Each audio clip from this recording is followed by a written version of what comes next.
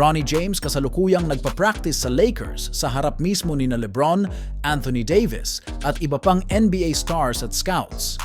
Matatandaan na magpapadraft nga itong si Bronny James sa nalalapit na NBA draft kung saan ang Lakers ang nangunguna sa team na kanyang pwedeng mapuntahan. Pero may mga balibalita na pinag-aagawan daw itong si Bronny James ng iba't ibang team sa NBA. Nagbabakasakali na makuha din nila si LeBron James. Sinasabi ng mga expert na posibleng madraft si Bronny James sa second round at sa latest mock draft nga na naganap, pinili si Bronny ng Boston Celtics bilang 54th overall at ang Los Angeles Lakers naman ay pinili si Bronny na pang 55th.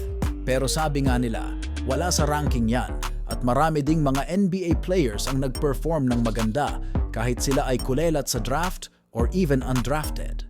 Pero itong si Bronny James ay siguradong makukuha at pinag-aagawan pa.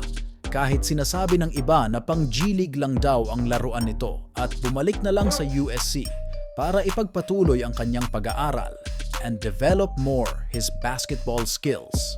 Kahit ano pa man ang mangyari, kinoconsider ng marami na si Bronny James ay for long-term project at madidevelop pa ng husto ang skills nito habang ito ay naglalaro. Sabi din ng mga scouts, positive ang nakikita nila sa laro ni Bronny James at unti-unti nitong pinapatunayan na karapat-dapat siyang maglaro sa NBA.